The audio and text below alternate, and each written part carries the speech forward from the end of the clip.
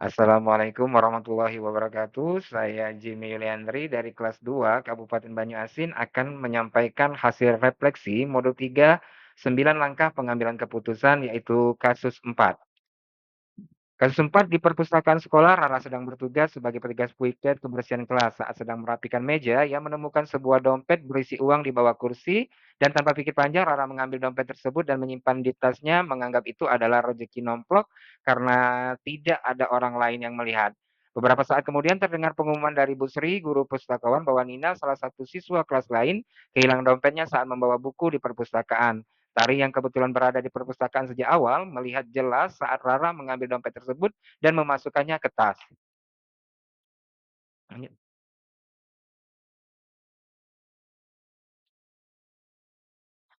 Kini Tari menghadapi dilema, di satu sisi ia tahu bahwa dompet itu milik Nina dan kejujuran adalah nilai yang harus ditegakkan. Di sisi lain, Rara adalah sahabat dekatnya yang sering menolongnya dalam mengerjakan tugas dan berbagi bekal setiap hari. Jika Tari melaporkan hal tersebut atau menegur Rara, besar kemungkinan hubungan mereka akan rusak dan tidak akan bersikap baik lagi padanya. Pertanyaan kasus 4, bagaimana seharusnya Tari menyikapi situasi tersebut? Dan petunjuk penugasannya adalah yang pertama, lakukan analisis 9 langkah pengambilan keputusan dengan menjawab setiap pertanyaan dan setiap langkah berikut ini. Yang pertama, analisis. Satu, mengenali nilai-nilai yang saling bertentangan. Nilai yang bertentangan dalam diri Tari adalah kejujuran dengan loyalitas. Kejujuran untuk mengatakan bahwa Rara yang mengambil dompet dan loyalitas menjaga hubungan baik dengan Rara sebagai sahabatnya. Siapa yang terlibat? Yang terlibat dalam situasi kasus 4 yakni Rara, si pengambil dompet, Nina, si pemilik dompet, Tari yang menyaksikan peristiwa, dan Busri, penjaga perpustakaan yang menyampaikan pengumuman. 3, mengumpulkan fakta-fakta yang relevan dengan situasi ini. Rara menemukan dompet berisi uang di perpustakaan dan menyimpannya ke dalam tas. Yang kedua, dompet tersebut milik Nina, salah satu siswa yang kehilangan. Berikutnya, Bu Sri mengumumkan bahwa Nina kehilangan dompet. Nah, Tari melihat langsung Rara mengambil dompet tersebut. Tari tahu kebenarannya tetapi bingung melapor karena Rara adalah sahabat dekatnya. Yang keempat, pengujian benar atau salah. Mengambil barang atau dompet milik orang lain tanpa izin adalah perbuatan salah.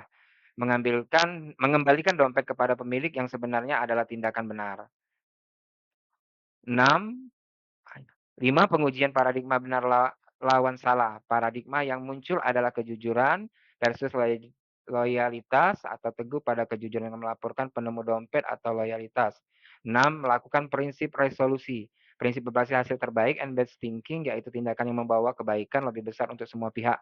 Mengembalikan dompet akan menjaga keadilan, hak Nina sebagai pemilik dan integritas sekolah tetap terjaga. Yang ketujuh, adakah opsi lain yang lebih kreatif, adil dan bijak yang bisa dilakukan? Ya, meskipun bersahabat, namun tindakan salah tidak sepatutnya dibela. Tari bisa menasihati Rara secara langsung dengan bahasa sopan agar mengembalikan dompet kepada Nina dengan sukarela. Jika Rara tetap menolak, Tari bisa membantu melaporkannya ke guru agar masalah dapat selesai. 8, keputusan akhir yang Ibu atau Bapak ambil sesuai dengan analisis kasus 4, keputusan akhir adalah Tara harus memilih kejujuran dengan membujuk Rara mengembalikan dompet kepada pemiliknya. Tari bisa mendorong Rara berempati seandainya Rara yang berada di posisi Nina yang kehilangan dompet. Jika Rara tidak mau, tak perlu melaporkannya kepada guru untuk menjaga nilai moral yang benar. 9, lihat lagi keputusan dan bagaimana pelajaran tersebut dapat memperbaiki pengambilan keputusan di kemudian hari.